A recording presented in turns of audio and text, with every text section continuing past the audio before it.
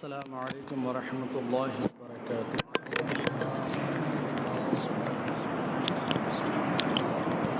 الحمد للہ رب العالمین والصلاة والسلام علی سید الانبیاء والمرسلین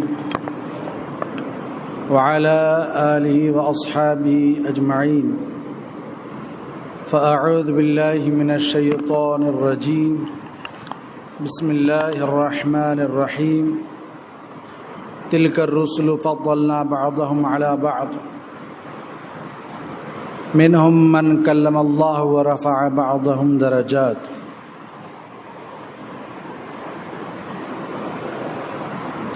صدق اللہ العظیم۔ سب سے اولا و اعلیٰ ہمارا نبی، سب سے بالا و والا ہمارا نبی، اپنے مولا کا پیارا ہمارا نبی، دونوں عالم کا دولہا ہمارا نبی، بزم آخر کا شمع فروزاں ہوا، نور اول کا جلوہ ہمارا نبی، جس کو شایع ہے عرش خدا پر جلوس، ہے وہ سلطان والا ہمارا نبی۔ بجھ گئیں جس کے آگے سبھی مشعلیں، بجھ گئیں جس کے آگے سبھی مشعلیں، شمع وہ لے کر آیا ہمارا نبی۔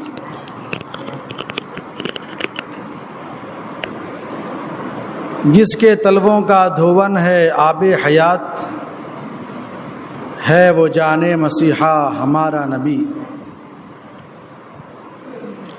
خلق سے اولیاء، اولیاء سے رسول، خلق سے اولیاء، اولیاء سے رسول، اور رسولوں سے اعلیٰ ہمارا نبی۔ سارے اچھوں میں اچھا سمجھیے جسے، ہے اس اچھے سے اچھا ہمارا نبی۔ سارے اونچوں میں اونچا سمجھیے جسے، ہے اس اونچے سے اونچا ہمارا نبی۔ غمزدوں کو رضا مزدہ دیجئے کہ ہے بے کسوں کا سہارا ہمارا نبی۔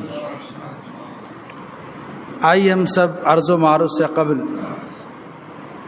حضور سرور کونین خاتم النبیین رحمت للعالمین راحت العاشقین سراج السالکین صلی اللہ تعالی علیہ وسلم کی بارگاہ اقدس میں درود و سلام کا نذرانہ عقیدت پیش کرتے ہوئے پڑھیں اللہم صلی علی سیدنا و نبینا و شفیعنا و حبیبنا و مولانا محمد وعلی آلہ واصحابہ وبارک وسلم صلاۃ و سلام علیک یا سیدی یا رسول اللہ صلی اللہ تعالی علیہ وسلم۔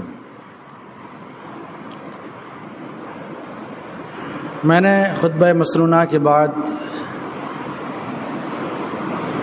تیسرے پارے کی پہلی آیت کریمہ کے ایک حصے کی تلاوت کی ہے۔ اللہ تبارک و تعالی ارشاد فرماتا ہے تلک الرسل فضلنا بعضهم على بعض منهم من کلم اللہ ورفع بعضهم درجات۔ یہ رسول ہیں کہ ہم نے ان میں ایک کو دوسرے سے افضل کیا، ان میں سے بعض وہ ہے کہ جس سے اللہ تبارک و تعالی نے کلام فرمایا، اور ان میں سے وہ ہے کہ جس کو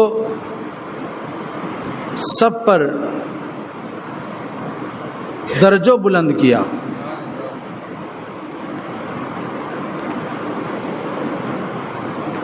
اس آیت کریمہ میں اللہ تبارک و تعالی نے یہ واضح طور پر بیان فرمایا کہ سارے نبیوں میں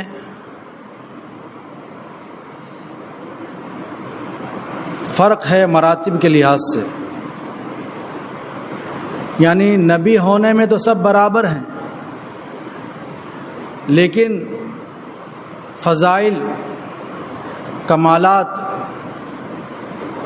میں مراتب ہیں۔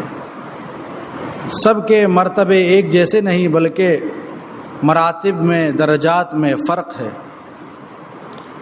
اور اس پر امت کا اجماع ہے کہ سب میں افضل ہمارے آقا و مولا حضور اکرم محمد مصطفیٰ صلی اللہ تعالی علیہ وسلم کی ذات کریمہ ہے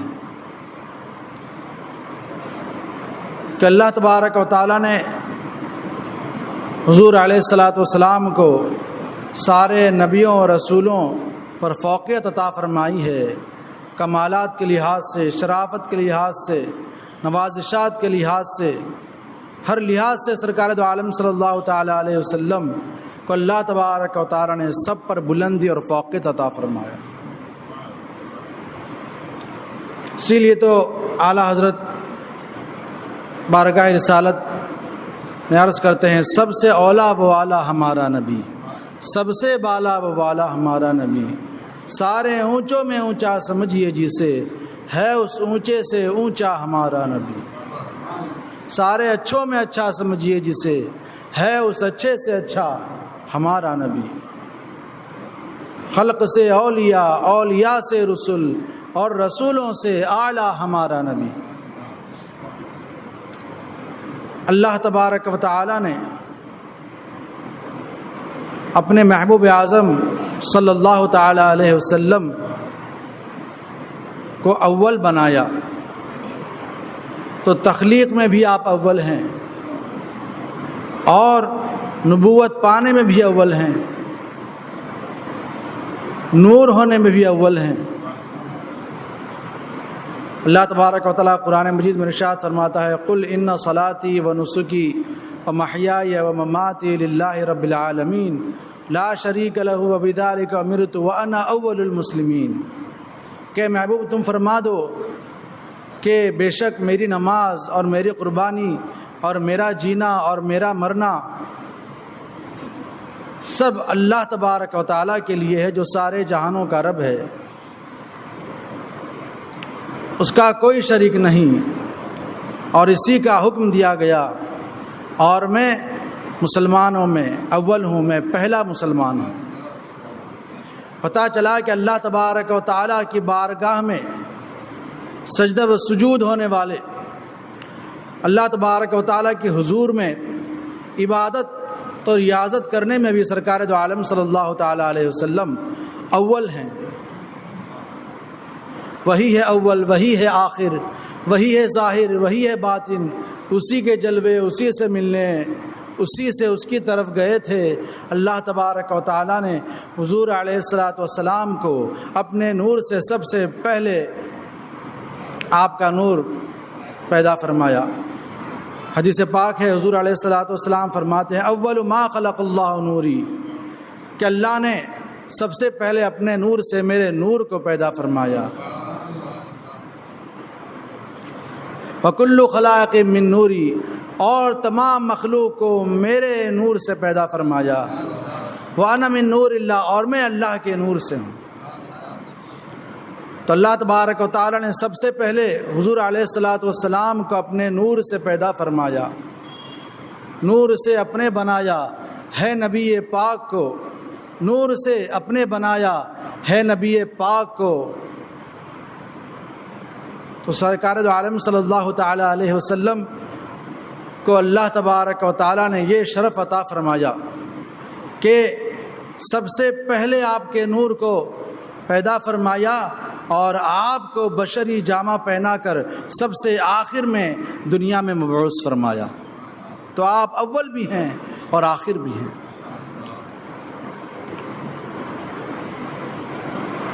نور سے اپنے بنایا ہے نبی پاک کو، اور انہی کے نور سے عالم میں چھایا نور ہے۔ حضرت ابو ہریرہ رضی اللہ تعالیٰ عنہ سے روایت ہے، وہ فرماتے ہیں کہ میں نے عرض کیا، یا رسول اللہ علیہ الصلاۃ والسلام، آپ کو اللہ تبارک و تعالیٰ نے نبوت کب عطا فرمائی؟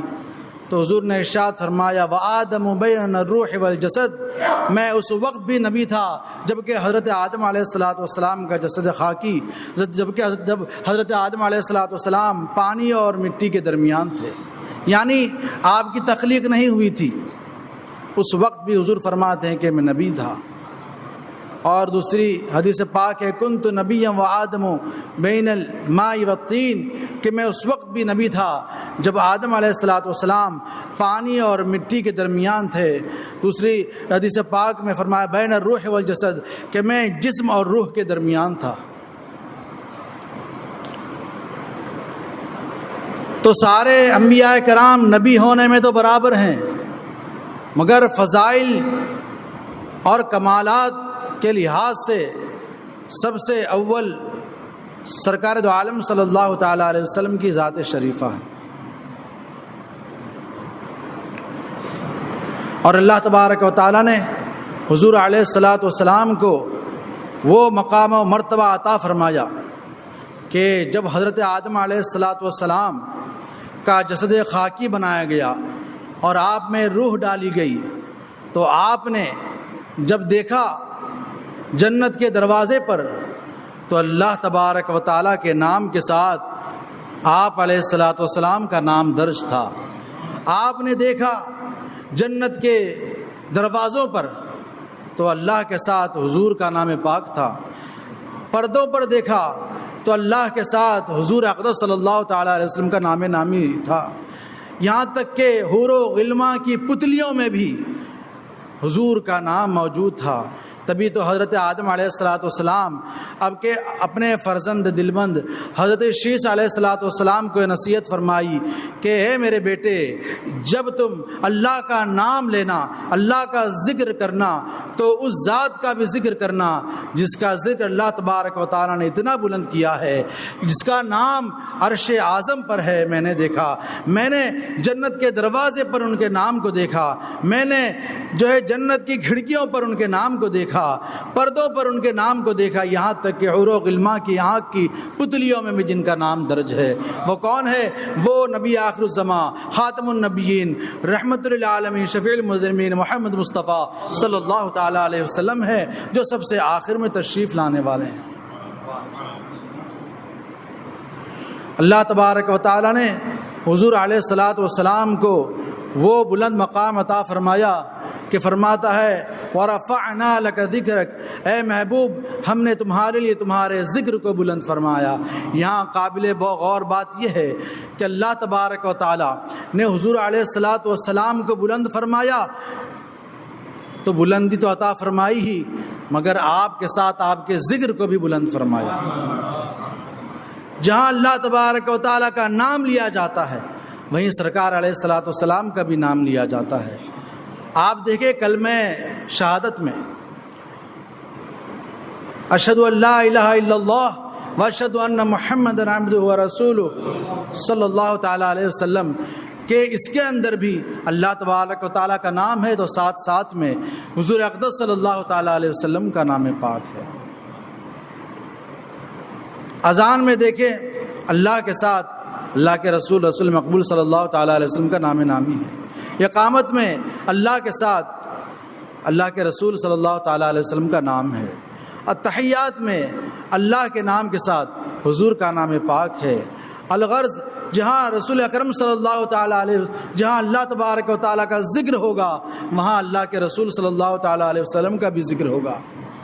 آپ دیکھیں قرآن پاک میں اللہ تبارک و تعالیٰ اپنی اطاعت کا جہاں حکم دیا تو ساتھ ہی میں اپنے رسول مقبول صلی اللہ تعالی علیہ وسلم کی اطاعت کا بھی حکم دیا، ساتھ ہی ساتھ اطیعوا اللہ و اطیعوا الرسول، اللہ کی اطاعت کرو اور رسول کی اطاعت کرو۔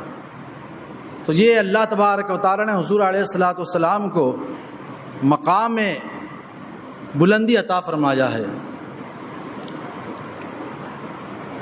حضرت ابو سعید خدری رضی اللہ تعالیٰ عنہ مذکورہ آیت کریمہ کے تحت فرماتے ہیں کہ اللہ تبارک و تعالیٰ نے حضور اکرم صلی اللہ تعالی علیہ وسلم کو سارے رسولوں پر افضل بنایا، اور آپ کی یہ شان ہے کہ آپ کو اللہ تبارک و تعالیٰ نے ہر وصف میں بے مثال بنایا۔ آج کل یہ وہابیہ دوائے بنا جس عقیدے کو مانتے ہوئے چل رہے ہیں، اپنی زندگی کی گاڑی چلا رہے ہیں، جن کے پیچھے نماز پڑھتے ہیں، ان کے مولویوں کا کیا عقیدہ ہے اس سے وہ بے خبر ہیں، ان کا کیا عقیدہ ہے؟ وہ یہ کہتے ہیں کہ اللہ کے رسول کی عزت کرو بس اتنی ہی جتنے تم بڑے بھائی کی کرتے ہو۔ العیاذ باللہ۔ ارے بڑے بھائی کی عزت کرنے کی طرح عزت حضور علیہ الصلوۃ والسلام کی عزت کرنے کا تم کہہ رہے ہو؟ بڑے بھائی کی عزت کرنا کیا مطلب؟ وہ گستاخ رسول یہ بتانا چاہتے ہیں کہ بڑے بھائی کی عزت جو ہوتی ہے وہ اتنی نہیں ہوتی جتنی باپ کی عزت ہوتی ہے، باپ کی عزت سے کم ہی بڑے بھائی کی عزت ہوتی ہے۔ لہٰذا وہ یہ بتانا چاہ رہے ہیں کہ تم عزت میں کمی کرو، العیاذ باللہ۔ جبکہ اللہ تبارک و تعالیٰ نے حضور علیہ الصلوۃ والسلام کو وہ عزت و شان عطا فرمائی ہے کہ اللہ تبارک و تعالیٰ ارشاد فرماتا ہے قل انما انا بشر مثلکم یوحی الی، اے محبوب تم فرما دو کہ میں ظاہری بشری صورت میں تم جیسا بشر ہوں اور مجھ پر وحی نازل ہوتی ہے۔ آیت کریمہ کے پہلے والے ٹکڑے کو لے کر یہ لوگ کہتے ہیں کہ دیکھو قرآن میں اللہ تبارک و تعالیٰ فرما رہا ہے اور اللہ تبارک و تعالیٰ حضور کو حکم دے رہا ہے کہ اے رسول تم یہ کہہ دو کہ لوگوں سے کہ میں تم جیسا بشر ہوں تو وہ ہمارے جیسے ہوئے معاذ اللہ۔ حالانکہ آیت کریمہ قل انما انا بشر مثلکم کے بعد کا جو حصہ ہے اس حصے سے تو حضور کی بے مثلیت ظاہر ہو رہی ہے کہ اے محبوب تم فرما دو کہ میں تم جیسا بشر ہوں اور مجھ پر وحی ہوتی ہے۔ تو وحی کس پر ہوتی ہے؟ کسی عام آدمی پر ہوتی ہے؟ کسی ارے غیرے پر ہوتی ہے؟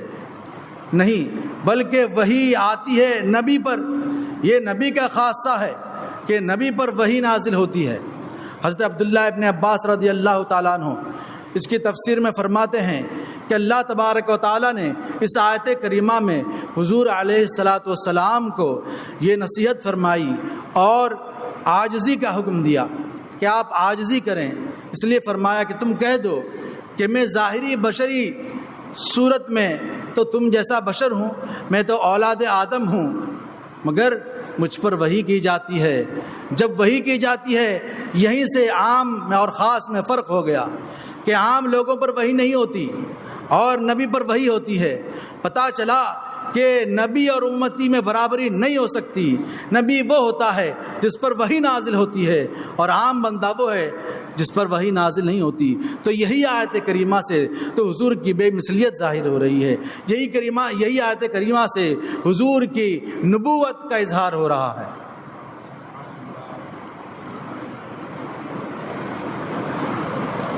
حضرت ابو ہریرہ رضی اللہ تعالیٰ عنہ سے روایت ہے،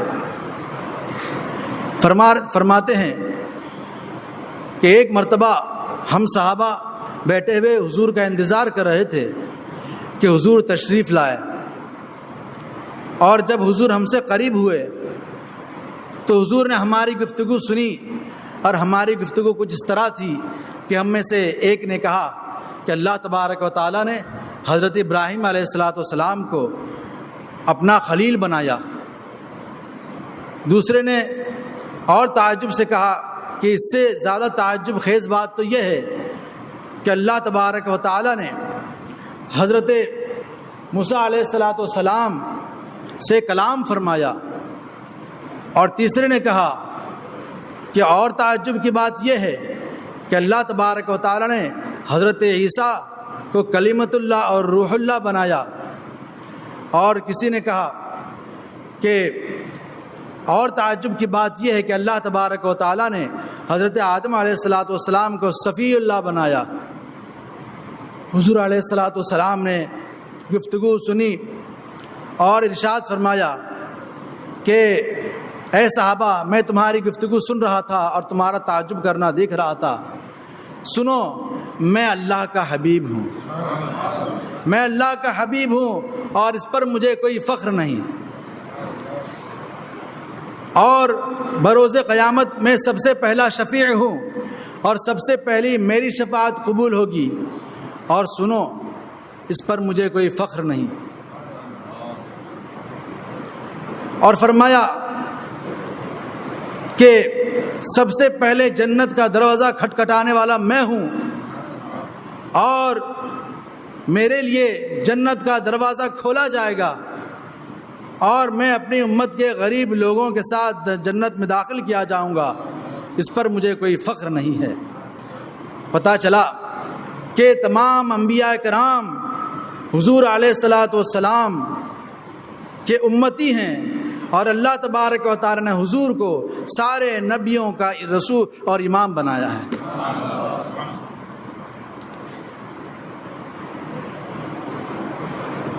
حضور علیہ الصلاۃ والسلام کو اللہ تبارک و تعالی نے بے مثل و بے مثال بنایا، ہر وصف میں آپ بے مثل و بے مثال ہیں، جسمانی قوت کے لحاظ سے بھی آپ بے مثل و بے مثال ہیں۔ ایک مرتبہ آپ مکہ مکرمہ کے اطراف میں جہاں رکانہ پہلوان رہتا تھا، آپ اس جگہ تشریف لے گئے۔ اس جگہ آپ تشریف لے گئے جبکہ وہ رکانہ پہلوان تھا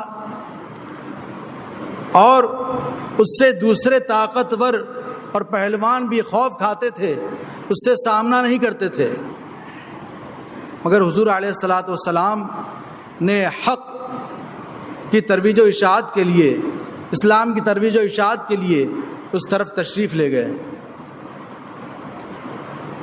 اور وہ طاقتور تھا، اس قدر اس کی طاقت کا زور تھا اور اتنا مشہور تھا، اس کی طاقت کا اندازہ اس سے لگایا جا سکتا ہے کہ وہ ایک گائے کے چمڑے پر کھڑے ہو جاتا اور دوسرے پہلوانوں سے کہتا کہ تم اس کو کھینچو۔ 10 پہلوان مل کر اس چمڑے کو کھینچنے لگتے تو کھینچنے کی وجہ سے وہ چمڑے کا حصہ پھٹ کر ان کے ہاتھوں میں آ جاتا، مگر وہ رکانہ پہلوان ٹس سے مس نہیں ہوتا تھا۔ یہ اس کی طاقت تھی، لیکن سرکار دو عالم صلی اللہ تعالی علیہ وسلم اس جگہ تشریف لے گئے، اور جب اس نے حضور علیہ الصلاۃ والسلام کو دیکھا تو اس نے چیلنج دیا اور کہا کہ آپ اگر مجھ سے کشتی لڑیں گے اور آپ جیت جائیں گے تو میں آپ کے دین پر ایمان لے آؤں گا۔ حضور نے اس چیلنج کو قبول فرمایا اور میدان میں تشریف لے گئے اور اس کے ہاتھوں میں ہاتھ ڈالا اور پنجے کو اس طرح ایک لمحے میں موڑا کہ وہ نیچے آ گیا، اس طرح سے وہ گر گیا۔ وہ حیران و ششدر رہ گیا کہ یہ کیا بات ہے۔ وہ سوچ رہا ہوگا کہ آج تک تو مجھے کسی نے پچھاڑا نہیں ہے، کسی نے گرایا نہیں، کسی نے ہرایا نہیں ہے، اور نہ کوئی مجھے ہرا سکتا ہے۔ اس کے وہم و گمان میں نہیں تھا کہ یہ اللہ کے رسول، جن کو لوگ اللہ کا رسول مانتے ہیں، جو دین کی تبلیغ کرتے ہیں، یہ میرے ساتھ کشتی کریں گے اور مجھے ہرا دیں گے، یہ سوچ نہیں سکتا تھا۔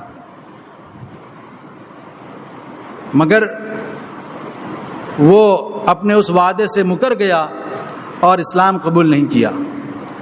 اسی طرح ایک اور پہلوان تھا ابو الاسود جحمی، یہ بھی بہت بڑا نامی گرامی پہلوان تھا، اس کی نام بری تھی، شہرت تھی قرب و جوار میں، اور تھا کفار میں سے، جبکہ نسبی تعلق اس کا تھا خاندان بنو ہاشم سے،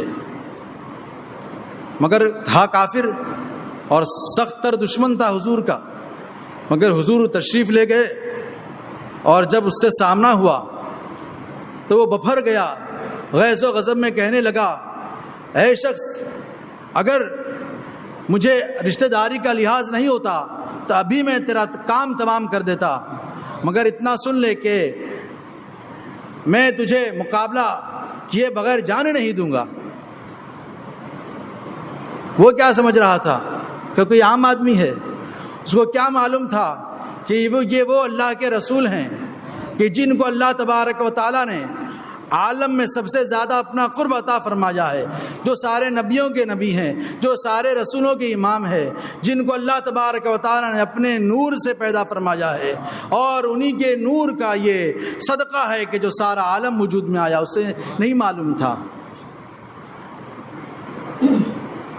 حضور علیہ الصلوۃ والسلام سے کہنے لگا کہ مجھ سے کشتی کرو، اور اگر تم جیت جاؤ گے تو تمہیں میں 10 بکریاں دوں گا۔ بکریاں چرانے کے لیے وہ گیا ہوا تھا ایک پہاڑ کے دامن میں، اور حضور علیہ الصلوۃ والسلام سے سامنا ہوا تو اس طرح کہنے لگا اور کہا کہ یہ 10 بکریاں ہیں، اگر تم جیت جاؤ گے تو 10 بکریاں لے جانا۔ حضور نے چیلنج قبول کیا اور چشمے زدن میں اسے چاروں شانہ چت کر دیا۔ وہ بھی بڑا حیران ہوا کہ یہ کیا ہو گیا ہے آج میرے ساتھ، یہ کوئی خواب تو نہیں ہے، کسی نے آج تک مجھے پچھاڑا نہیں ہے۔ اس نے کہا کہ یہ مانتا نہیں ہوں میں، اس کشتی کو نہیں مانتے ہیں، یہ اتفاقاً ایسا ہو گیا ہوگا، ایک اور موقع دو۔ حضور علیہ الصلوۃ والسلام نے قبول فرما لیا، منظور فرما لیا۔ پھر سے حضور نے چشمے زدن میں ایک لمحے میں اسے چاروں شانہ چت کر دیا۔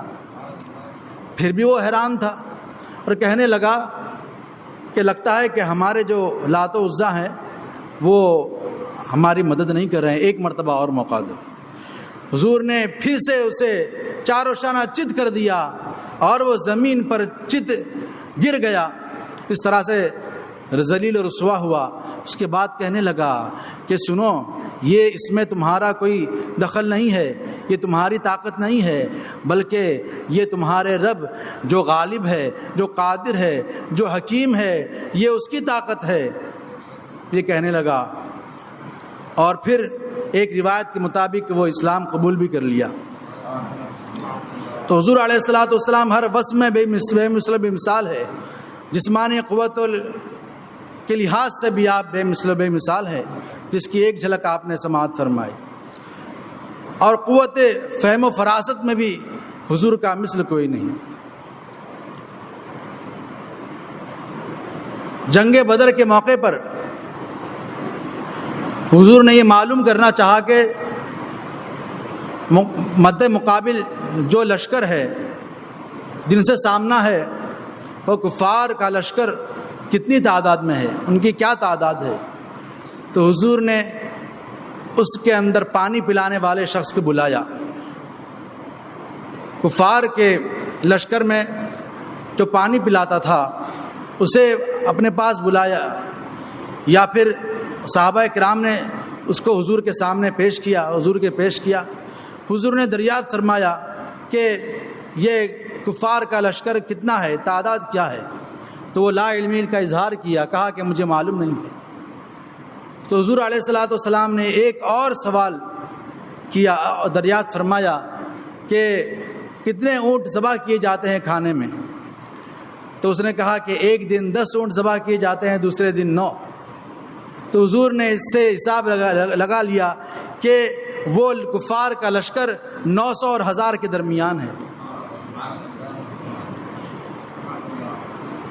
غزوہ احد کے موقع پر سرکار دو عالم صلی اللہ تعالی علیہ وسلم نے دیکھا کہ احد پہاڑ کے پیچھے کی طرف سے کفار حملہ آور ہو سکتے ہیں، تو حضور نے 50 آدمیوں کو جو تیر انداز تھے انہیں حضرت عبداللہ ابن جبیر رضی اللہ تعالیٰ عنہ کے ساتھ مقرر کیا، اور حضور نے فرمایا کہ تم یہاں سے نہیں ہٹنا، یہاں تک کہ اگر تم یہ دیکھ لو کہ ہمیں پرندے اچک کر لے جا رہے ہیں تب بھی یہاں سے نہ ہٹنا۔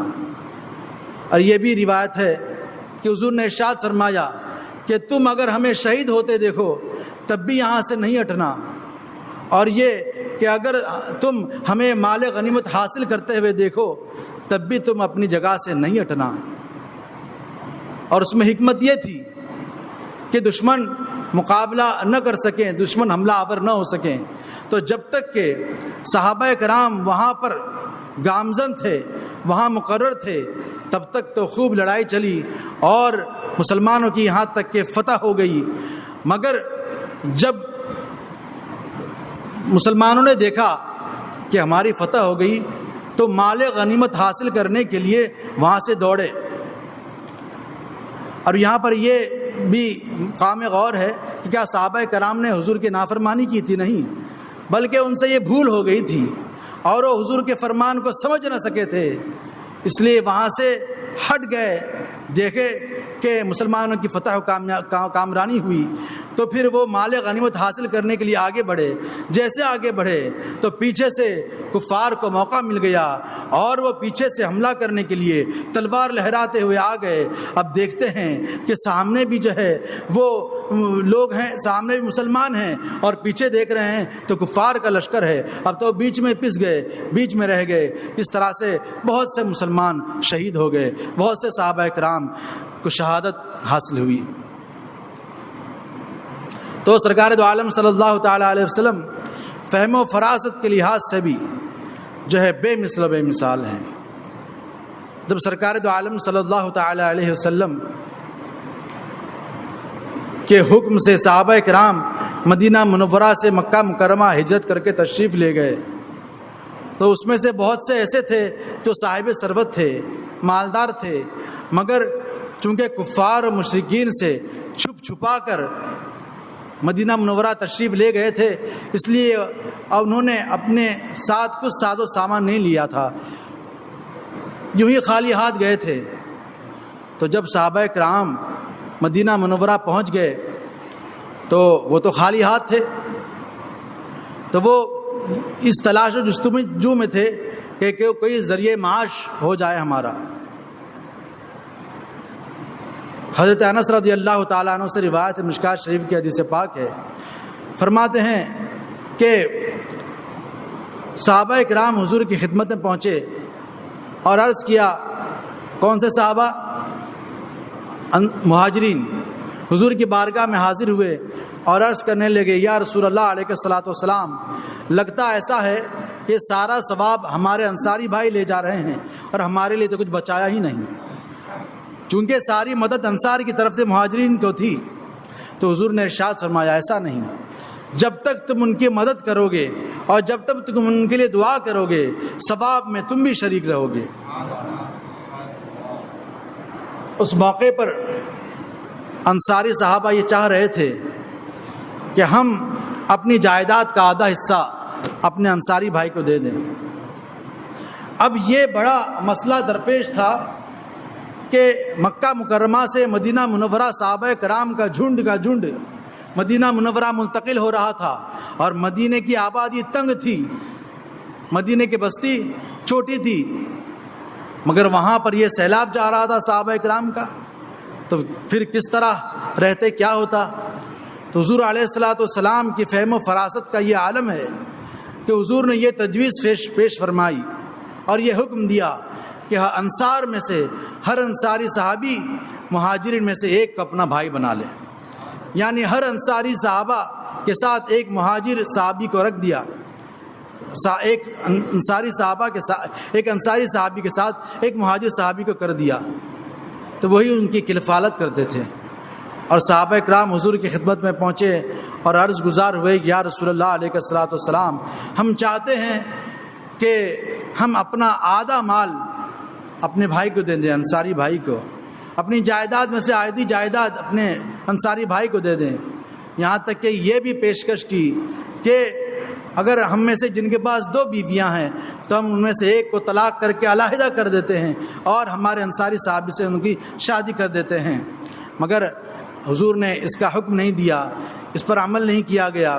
مگر حضور نے جو تجویز پیش فرمائی وہ یہ کہ حضور علیہ الصلوۃ والسلام نے انصاری صحابہ کو حکم دیا کہ تم جو ہے ان کے ساتھ کھیتی کرنے میں شریک ہو جاؤ اور جتنی پیداوار ہو اس پیداوار کا آدھا حصہ تم رکھنا اور آدھا حصہ ان کے لیے رکھنا۔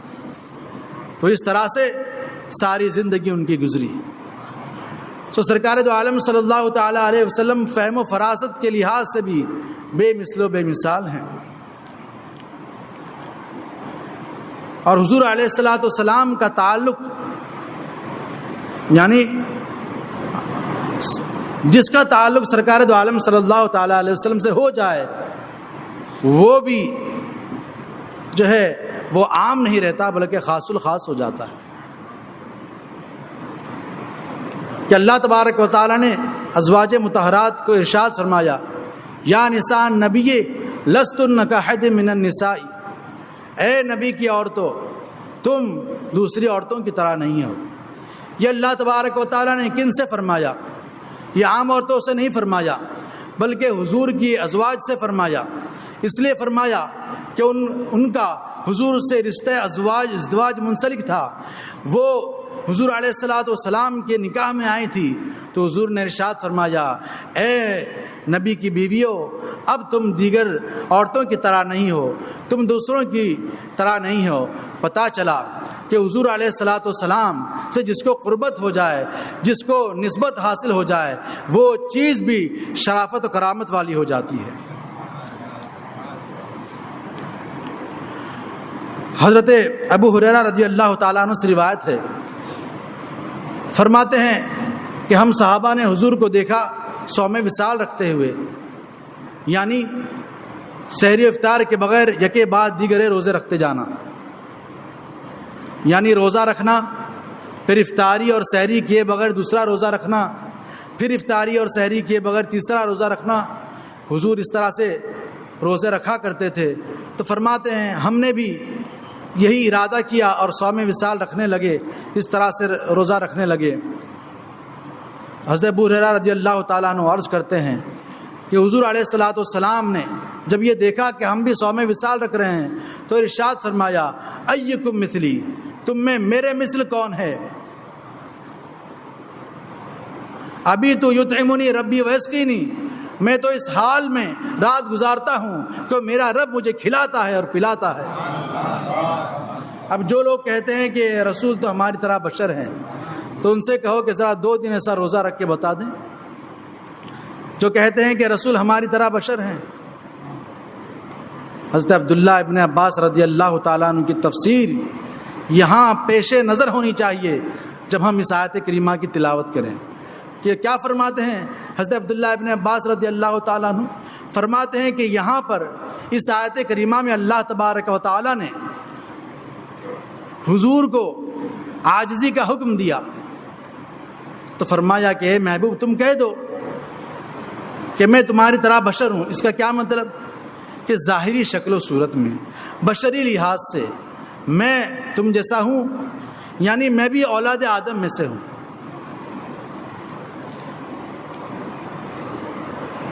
حضرت ابو ذر غفاری رضی اللہ تعالیٰ عنہ سے روایت ہے، وہ فرماتے ہیں کہ حضور سے پوچھا گیا کہ حضور آپ نے کیسے جانا کہ آپ نبی ہیں؟ تو حضور نے ارشاد فرمایا میں ایک پتھریلی علاقے میں گیا تو دیکھا کہ 2 فرشتے ہیں جن میں سے ایک زمین کی طرف چلا گیا اور دوسرا فرشتہ زمین اور آسمان میں معلق ہے. ایک فرشتہ دوسرے سے کہتا ہے، پوچھتا ہے میرے بارے میں کہ کیا یہ وہی ہیں؟ دوسرا کہتا ہے ہاں یہ وہی ہیں، یہ وہی اللہ کے رسول ہیں. تو اس میں سے ایک کہتا ہے کہ ان کو 1 سے تولو. حضور فرماتے ہیں کہ مجھے ایک آدمی سے تولا گیا تو میں بھاری تھا. پھر اس نے کہا 10 سے تولا جائے، 10 سے تولا گیا. فرماتے ہیں جب بھی میں ہی بھاری تھا. اس نے کہا کہ 100 سے تولا جائے، 100 سے تولا گیا، جب بھی میں ہی بھاری تھا. یہاں تک کہ اس نے کہا 1000 سے تولا جائے، 1000 لوگوں سے تولا گیا تو جب بھی میں ہی بھاری تھا. تو اس میں سے ایک فرشتے نے کہا کہ اگر تم ان کی ساری امت کو بھی ان کے ساتھ تولو گے تو یہی بھاری ہوں گے. اب یہاں سے کیا پتا چلا کہ نبی اور امتی برابر نہیں ہو سکتے. حضور علیہ الصلوۃ والسلام کا پسینہ مبارک خوشبودار تھا.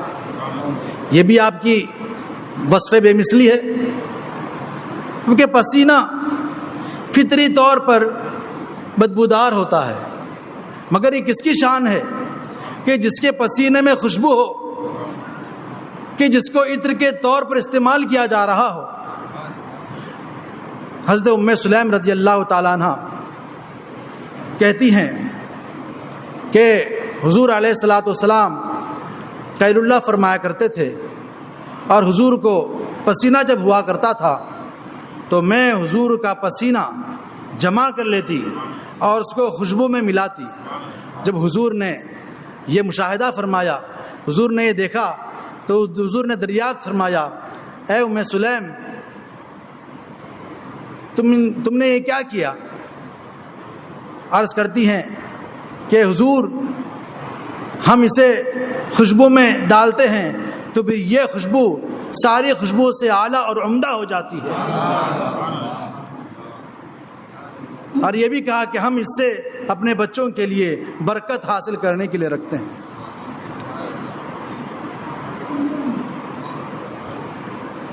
تو حضور علیہ الصلوۃ والسلام کو اللہ تبارک و تعالیٰ نے یہ شان عطا فرمائی ہے، یہ بلندی عطا فرمائی ہے۔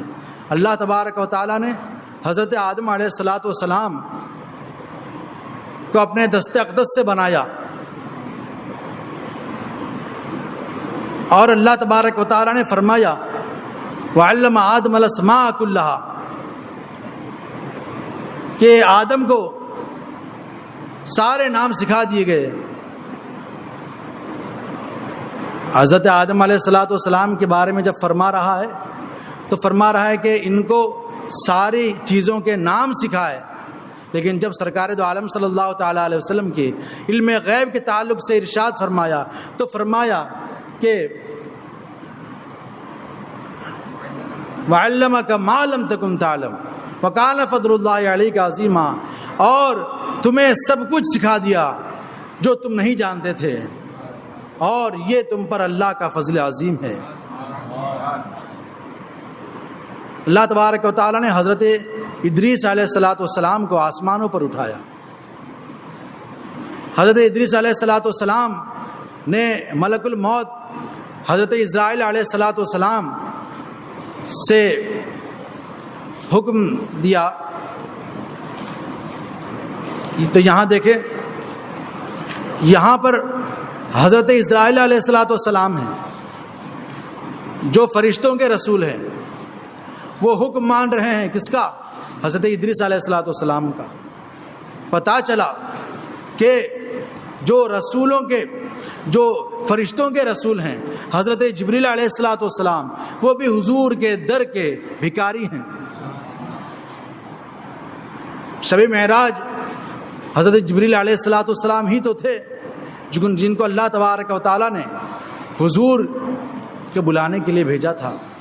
الغرض میں یہاں یہ عرض کر رہا ہوں کہ حضرت ادریس علیہ الصلوۃ والسلام نے حضرت میکائیل علیہ الصلوۃ والسلام کو حکم دیا کہ میری روح قبض کرو۔ تو ایک نبی کا حکم ہے، کیسے ٹالا جا سکتا تھا؟ مگر ملک الموت حضرت اسرائیل علیہ الصلوۃ والسلام نے ایک آن کے لیے روح قبض کر لی، یعنی روح قبض کر لی اور پھر سے جسد میں ڈال دی۔ پھر حضرت ادریس علیہ الصلوۃ والسلام نے حکم دیا، فرمایا کہ اب مجھے جہنم کی سیر کراؤ۔ جہنم کی سیر کرایا گیا۔ حضرت ادریس علیہ الصلوۃ والسلام جہنم کے دروازے پر پہنچے، وہاں کے داروغہ مالک جن کا نام، ان سے فرمایا کہ جہنم کی سیر کرنی ہے۔ دروازہ کھل گیا، حضرت ادریس علیہ الصلوۃ والسلام نے جہنم کے اوپر سے گزرا اور جہنم کا مشاہدہ فرمایا، اور وہاں سے پھر لوٹ آئے۔ حضرت اسرائیل علیہ الصلوۃ والسلام سے فرمایا کہ اب مجھے جنت کی سیر کراؤ، تو جنت کی سیر کرائی گئی۔ جب جنت میں داخل ہوئے، یہاں حضرت میکائیل علیہ الصلوۃ والسلام منتظر تھے کہ اب تشریف لائیں گے حضرت ادریس، تو انہیں ان کے مقام پر پہنچانا ہے، انتظار میں تھے۔ مگر حضرت ادریس علیہ الصلوۃ والسلام جب جنت میں داخل ہو گئے تو نکلنے کا نام نہیں۔ کچھ دیر ہوئی تو اللہ تبارک و تعالیٰ نے ارشاد فرمایا، اے اسرائیل، یہ میرے بندے نے یہ جو کچھ کیا یہ میرے حکم سے کیا۔